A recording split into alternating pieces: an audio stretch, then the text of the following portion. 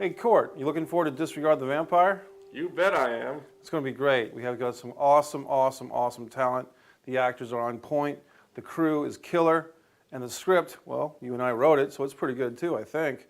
Well, we're going to find out this week, because Disregard the Vampire is taking over South County, Rhode Island. We're going to make one heck of a movie. One hell of a movie, right? Hell yeah.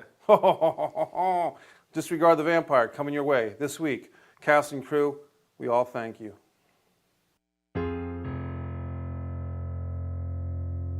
This is the story of perseverance.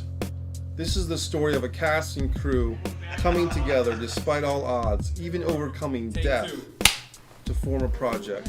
Happy birthday, dear Dana. Happy birthday to you. This is the story of people with names like Hunter, James, Croesa, Court, and Muffin. Scene 42, Crioza 1. All putting aside their personal differences and backgrounds to merge into one team.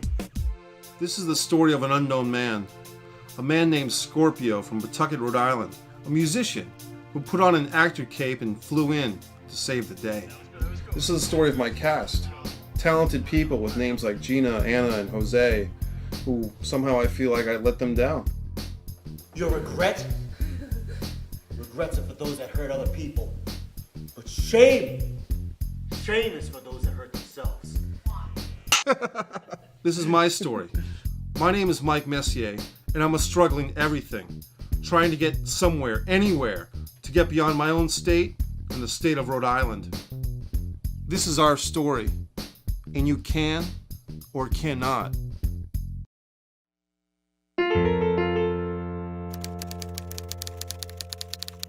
So I became a director.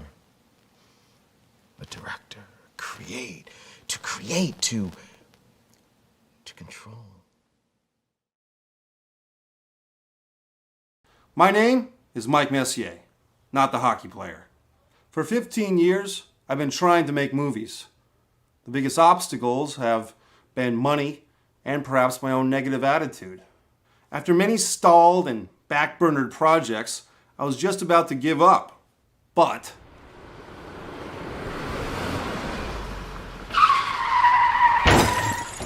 Local boxing legend Vinny Paz escapes injury after being a victim in a suspected drunk driving crash. luckily around this time I had a car accident. I was driving Vinny Pazienza home from a strip club in Providence, and we got hit by a drunk driver. Now, when we got hit, I immediately thought, hot damn, I'm making a movie. So I used the settlement funds from the car accident to fund Blood Sugar Sedace, a feature film with only 4 actors and 1 location. What world I am in. You. A waste of my potential. You. A waste of my blood. It turned out to be a pretty good movie. Unfortunately, not many people have seen it. Now, at the end of the accident, I had a second settlement which came in, and I put it towards another movie project called Chris and the Coffee Girl.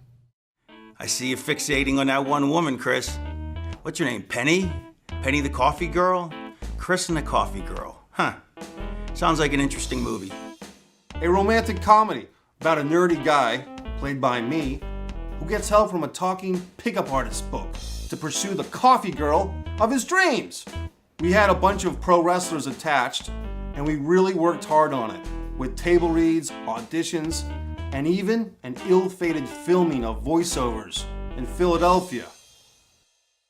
But I can make it work now. I can make it work. You got something? Okay. No, except here's the thing is why does he have to tell Chris that? Because Chris doesn't see the beauty in life. Chris just is sucked into the gray clouds of life. Yeah, but that's not, we don't understand that. We don't get that. It doesn't, you're not painting that. There's an opening image of the gray clouds and the rainbow. Yeah, and nobody gets symbolism. People don't get it. I don't even get it. I'm brilliant. You know, because no, it's so symbolism like that. You know, I mean, you get it in like the movie Seven, where there's always cloudy day and at the finally sunny days when he gets fucking, is the end. But that's rare. Most symbolism goes over 99% of people's heads, and the only people to catch it are critics. And this is not a movie critics are gonna like anyway. Unfortunately, me and the lead actor in that piece, a pro wrestler named Raven, didn't really see eye to eye. And even more unfortunately, two of my scheduled co-stars passed away before we could afford to film the whole movie. We could have probably scrounged together a few bucks and filmed their scenes and then piecemealed them into the entire film as we could afford it, but that didn't seem to be the professional approach. Lesson learned: do it while you can. I could talk about the Chris and the Coffee Girl experience all day.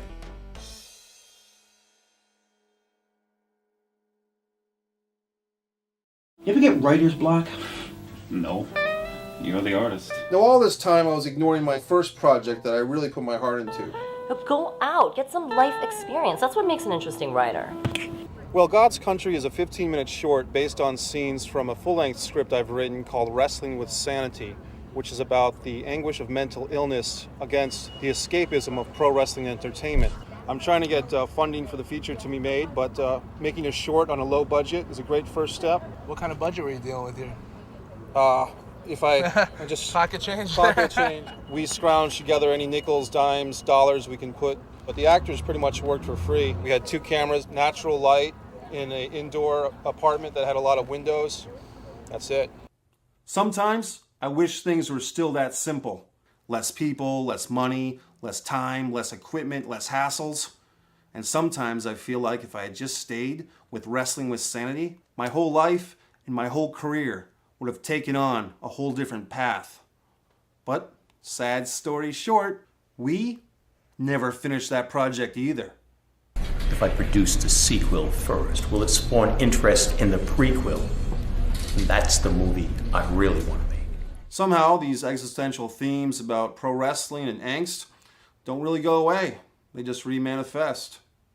I find myself writing similar scripts for different actors, sometimes even shooting these teasers in color. One time, I even handed over the director position to a film buddy, but with more or less the same stunted results. It's a story about how we reach inside our inner being. Sometimes we need a friend, a sage, to help us along the way. We're here for your help. We need a budget to kind of help this project along. Too many projects, not enough money. Too many projects, not enough actual movies.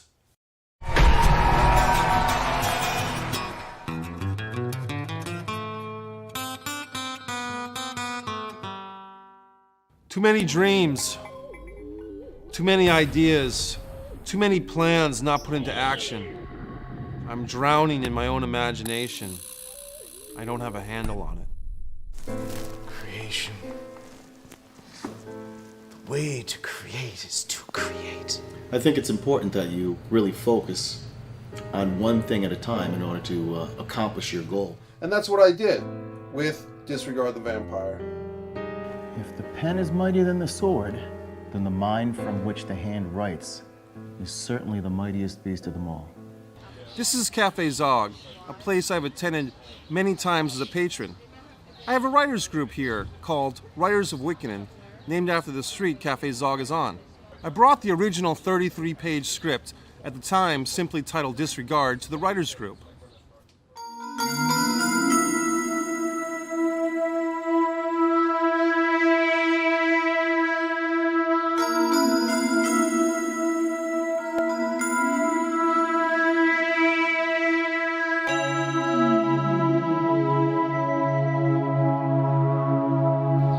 Something that I'd seen before, but on the other hand, I was looking at it in a whole new way, in that special Mike Messier way, I would say.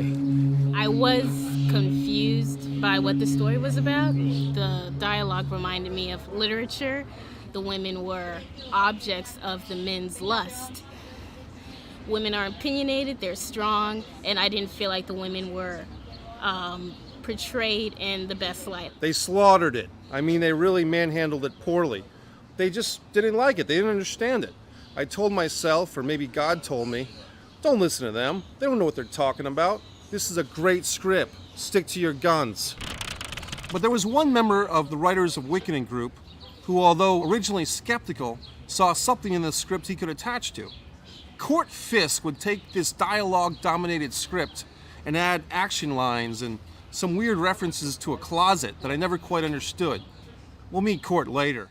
There's always some place or group in New England trying to get a film scene together. One of these places, Jimmy's Saloon in Newport, brought together Rhode Island South Filmmakers Group, led by this film cinematographer, Chris Hunter. So, undeterred from past failures and looking for a fresh start with new collaborators, I met with these three other guys, Chris, James, and Dameen. James had all this new equipment. Chris knew how to use it, and I'm not sure what Dameen did. We got together and we had these conversations about films we wanted to make with titles like Epic Fail and Suburban Gangsta. Well, actually, those are James and Chris's ideas. My idea was a little simpler. It was just 4 actors, 1 location. I needed that location. We needed the courthouse. Scene 1, shot 1, take 5. I created and taught my own acting class, Core Acting, at the courthouse the previous summer. So I knew all about the courthouse and all its majesty. Lorraine, the lady that ran the courthouse, was always very good to me. Come on in. I thought it was awesome. He gave me the premise. He said he wrote the play because of the atmosphere here at the courthouse, and he fell in love with the building. And I was thrilled that we could do something like this. It was awesome. Across the parking lot from the courthouse was an old flop house called the Annex. We used that place for auditions, to rest, and a few of us even crashed there during the shoot. As you can see in this room, people were sleeping on, I don't think it was even this couch, I think it was a couch before this couch, and we were just in this room. This is the bedroom that I stayed in. We're shooting Disregard the Vampire. There was a night, I woke up in the middle of my sleep.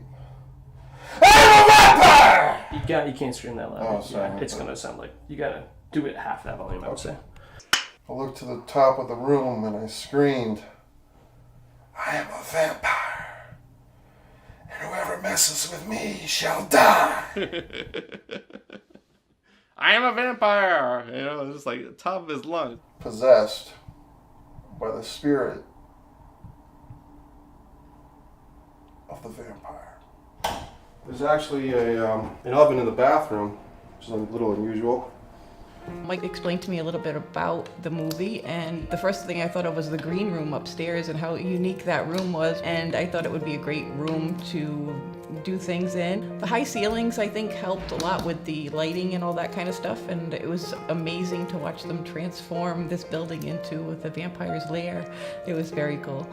It wasn't so much of an aesthetic thing or a physical thing, but it was more of a state of mind of the main character. The chaos, the simplicity, the darkness, the complexity, and tried to incorporate the visuals, the colors, and the textures with what I would perceive those states of mind to be. We had a fundraiser for the film here at the courthouse. Our former lead actor was great. He even played the piano and entertained people while we accumulated the funds. Some kids stole some money from the cash register or something, but still we had a great time. We raised just enough money for the location fees and felt great about it. The venue, which was a huge piece, finally fell into place. So it felt a little bit uneven, but definitely moving forward. This little guy reminds me of myself. He's just so small, but you can see that smiley face, and he's got his little warrior hat on, and he wants to take you right inside the courthouse and show you a good time. Poor Joe, average Joe with a chip on his shoulder. To me, this has been just a day. The character of Joe, when I read the sides, kind of struck a chord with me. Because in my own life, I've experienced a lot of the same type of dealings growing up. He's got to make some pretty serious decisions on how he's going to move forward. You asked me if I would act in your film, and I think you had it in mind that I had the look of a sexy vampire. What is your humble opinion? Have you been brought into the flock? We were rushing into things. Right. A little quickly. Maybe some of the pre-preparation could have been planned out a little bit more.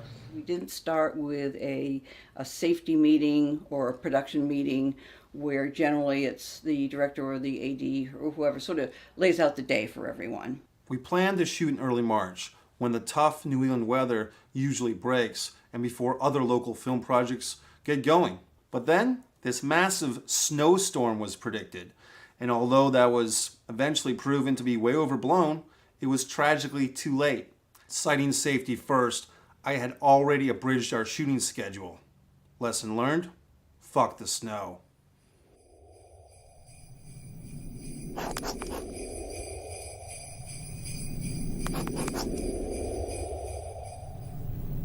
I'm sort of going. I want to get going because I was excited. I just wanted to get going. I forget how many pages it was. About at the time. 65 pages. And on a normal feature film, they usually shoot about 5 to 7 pages a day if they're lucky.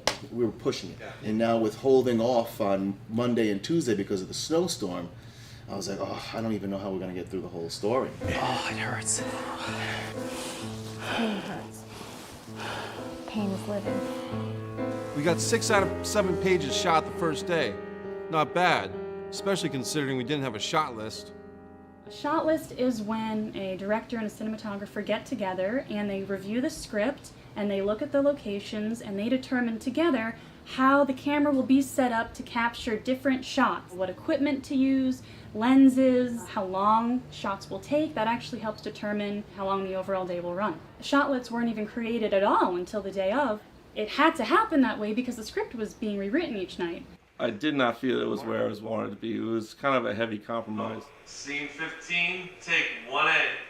I just wanted to make sure I was polishing off the ends as well as I could, even if the narrative wasn't functioning as in 100%. It was exciting, you know. It was kind of an adrenaline rush to work that way. We were just trying to keep up with what was coming together with the actual production. What are you doing? Loving you. Loving you so much it hurts everybody. At the end of the first day, I felt pretty good about what we had. But then I got this weird text from our lead actor. Long story short, somebody died, and he could no longer do the film. So we were stuck without a lead actor for our film that had about 5 days to shoot. Our feature film that had about 5 days to shoot. How do we find another actor that has the same presence and the same look? You got to find another guy, and we had no casting agency. Me and Court Fisk went crazy. We started doing up the computer, looking for a new actor, but ultimately we didn't know anybody who could pull it off. So I contacted the one man I could trust. A guy I hadn't talked to in a few years, but he was the one guy I could trust. Jojo Gator. I thought maybe he would have an idea.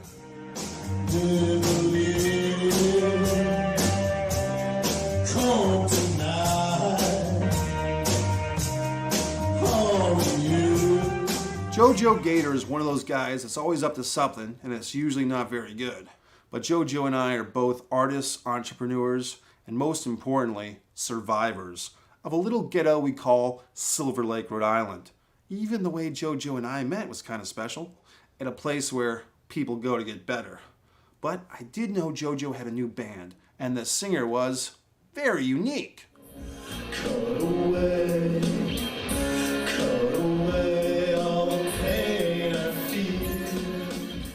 Points right there.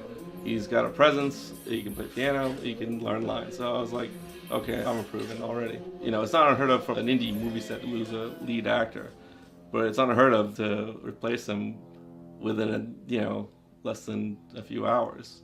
I remember when I said that we were moving on without the former lead actor, one of my key collaborators told me, "You're committing creative suicide." I said, "We're moving on. The show must go on."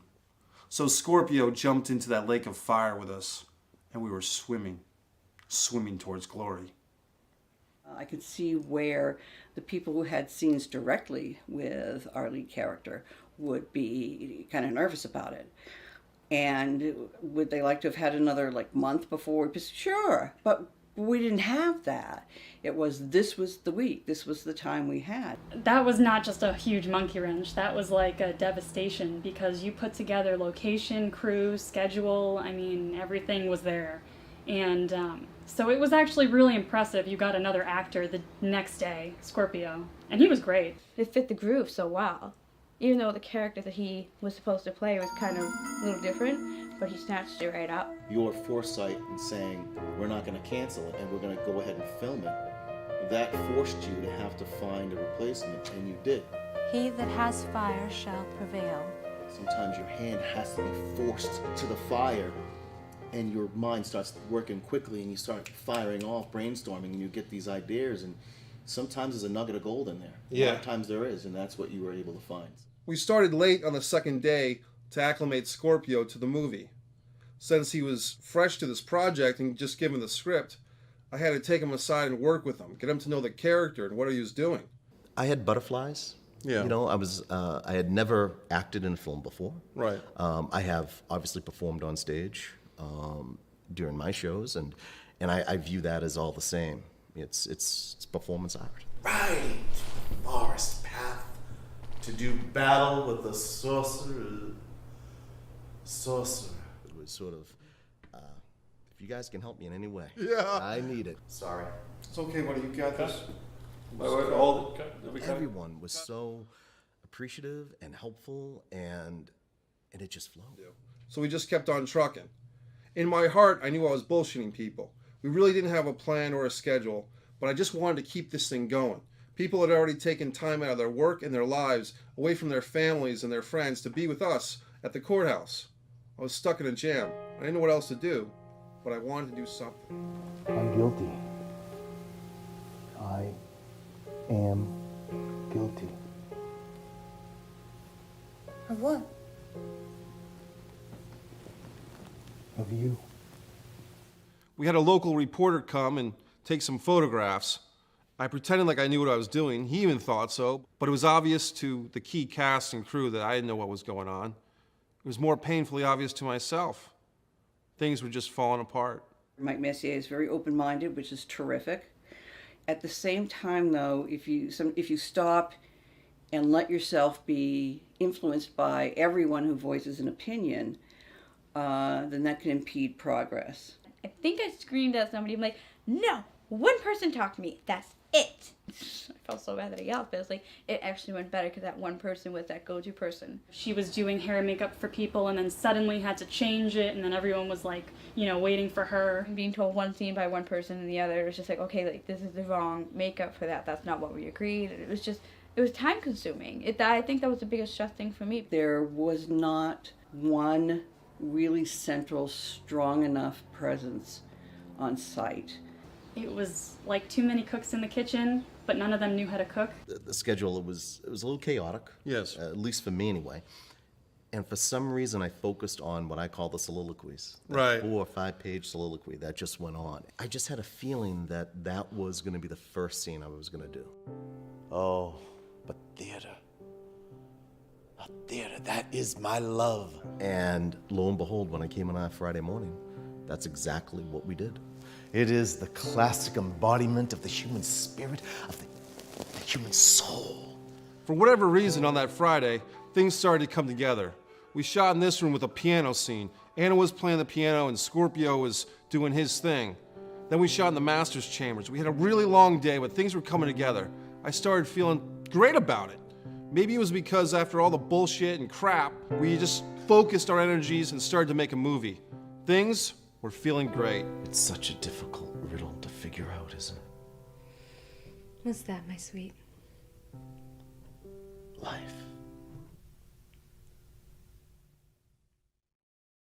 I was finally getting that rush. That rush that comes when I've written something and then I'm directing it, really directing it well. That same rush that comes from my short films that we can bang out in a weekend for a couple of $100. But I always hit that wall, that same damn financial wall when it comes to directing a feature film, which is a real shame because in my mind, I'm this great filmmaker. This is the face of a man who has screwed up a lot. I have these great stories and these visions that I can just tell people about and they get very excited. This is the face of a man who has screwed up a lot. Then we go through the process of trying to make the movie. We have table reads and castings. I hate you and everything that you stand for, you creepy, womanizing freak. Everyone gets worked up and then the movies never happen. You don't seem quite ready. Ready for what? Enlightenment. That's why the last day of shooting was so special to me. For logistical reasons involving the equipment, there was no way we could shoot beyond Saturday night. If there was ever a shot in hell of shooting Disregard the Vampire all in 1 week, that was gone now. 3, I couldn't tell the cast and crew that, fearing they wouldn't give it their all. So we just kept shooting on Saturday, kept shooting and shooting and shooting. It might have been dishonest to not let the cast and crew know that we weren't going to shoot on Sunday, but I just kept it to myself. Anna, she brought the lines to life. Like, when I had to remove myself from the room during that scene because she made me cry. And doing the makeup, I had to clean up the tears, repowder them. It was just such an intense scene. Hands down, was one of the best scenes I've seen. It was a tough last day. I think, what, did we end at like 2 a.m.? Yeah, like 1 the or next 2. day? Right. Yeah. I think if this had been maybe a 20 to 30 minute film, we would have achieved what we wanted to achieve in the time that we had. But based on funding, time restraints, location restraints, I think that all contributed. The set situation was a bit unstable. We were cutting a lot of places. We were cutting scenes. Scene 26, 28, take 4. Time, for the most part, was our enemy, and little lack of organization. I think the thought went into the organization, but it wasn't, we couldn't all see it. Mike is bad at pre-production, which is why you hire people who can make shot list call sheets, do that aspect of producing for you, etc. You can't make a movie without spending a bunch of money, and don't just jump into it without a plan. Slow down more and think about things long term. It's been over a year, and I can still hear the screaming. What is this place? What is the meaning?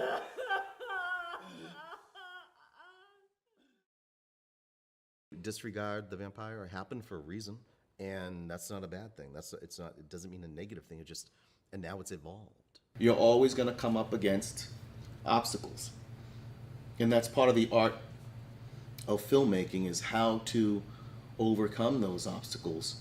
You're a really good salesman. You're a perfect business guy to just make collaborations, get sponsors, connections. You're like, people should hire you to do that for their productions. He can get a crew together, and he really works well with people. It felt good. We had a lot of talent, a lot of people coming together. Thank you, Katie. Okay, cameras rolling. Everyone gave 150% of themselves in the project. The script, the stories had time to breathe. Right. And through all the trials and tribulations that we've gone through with making Disregard the Vampire, it's grown and mutated and turned into something that's much more than just that story. I can't wait to do vampire-y stuff again. Are we gonna have blood this time? We'll find out.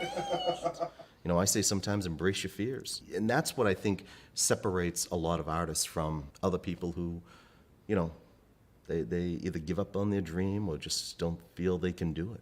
You have to keep the faith.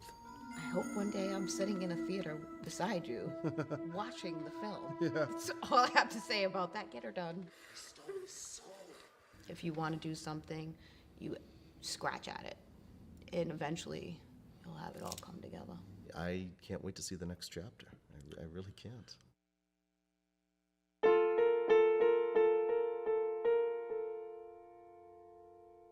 If you want to do something, you scratch at it, and eventually you'll have it all come together. I can't wait to see the next chapter. I really can't.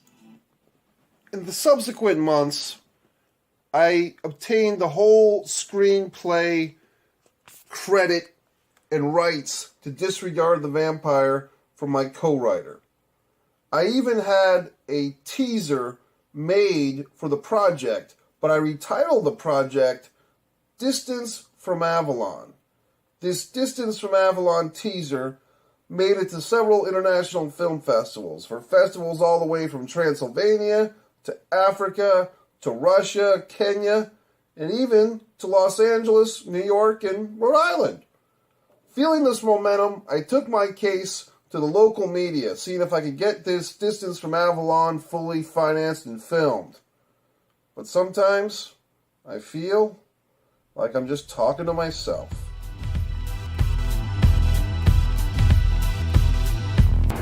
Hi, I'm Mike Messier, and welcome to Messier Mantra. On this episode, we have a very special guest. His name is Mike Messier. Hi, Mike. Thanks for having me. Now, Mike, it says on your resume you've won 8 awards in film and television. So are those Grammys or Emmys or Oscars or? Well, Mike, they're not exactly Grammys because that's music, or Oscars or Emmys. I'm working towards that level, but right now they're local film and television awards. I'm happy to say I've been part of projects that have won awards in Maine, Boston, Rhode Island, even as far as Texas. I'm pretty proud of that. Pretty happy about that too. What are you working on these days? Well, Mike, I brought a clip if we can check it out from a new project of mine. Yeah, we'll do that a little bit later. Let's talk about you and your life. Exactly, how are you qualified for anything, quite frankly? Well, I do host the Messier Mantra. No, actually, I host the Messier Mantra. So let's get back to you, Mike. What we could do is just show a clip of my work, and maybe that would explain what's going on here with my career.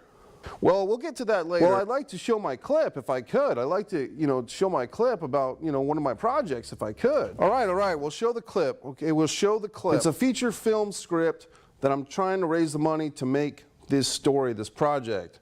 Would we just show the teaser, please? Oh, so you mean like a trailer or a preview? No, a teaser. It's something before the movie's made, and it has clips of the movie that you're trying to make in order to raise funds for the movie? I don't understand. You don't have money for this movie, but how are we going to watch the movie if you don't have money for it? That makes absolutely no sense. Look, man, it's just a teaser. It's just something you show on the show. Hopefully someone out there will see this thing. Out there? Out where? What are you talking about? To your audience here in Seekonk and in the world. All right, Distance from Avalon teaser right here on Messier Mantra. Let's check it out. Help Mike out if you can with his work. Let's check out Distance from Avalon teaser right here on the Messier Mantra. There, my man. It's just a matter of time.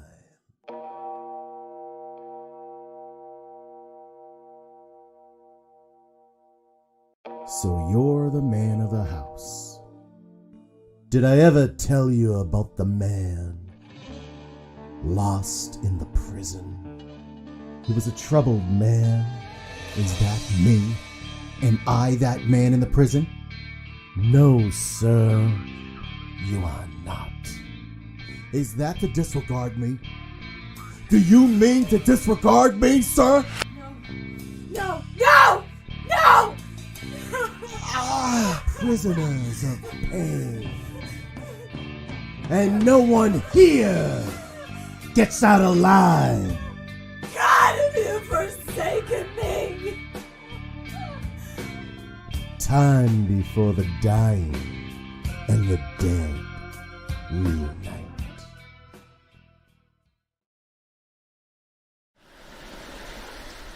I've tried to stay friends with everyone involved in Disregard the Vampire. Many new personal and professional connections developed from our experience, leading to new projects, some of which have been finished and some of which have not. Some of these new projects I've even been included in, and others, well, not so much. A few of the key people involved in our original shoot declined to be interviewed for this documentary, or just never seemed to be available. Their silence is deafening. Things go cold, people move on, and perhaps grudges are held.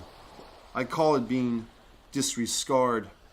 I suppose it's hard to believe in a guy who changes his mind every 5 minutes. I tell myself to never surrender, never lose that passion. Time is ticking, and time is money, and you might have enough time to make more money, but you'll never have enough money to make more time. And I may not have much left of either. And still, I want to start that damn war right damn over. Every spent dollar, every false hope, and every naive gesture was worth every last shot. And once again, I'm at that very painful step between achieving true greatness and coming up just a little bit short.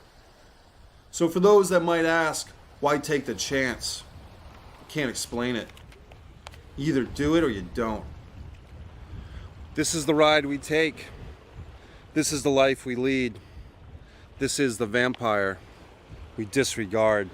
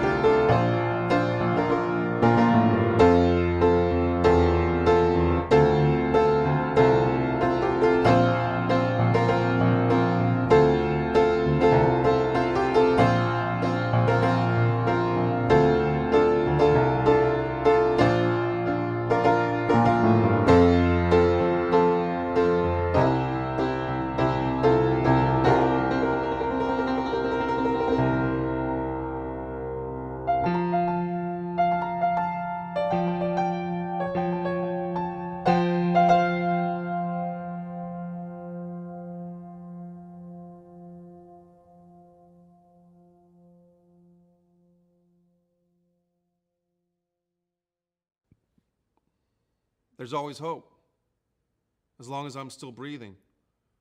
You can only let people down for so long.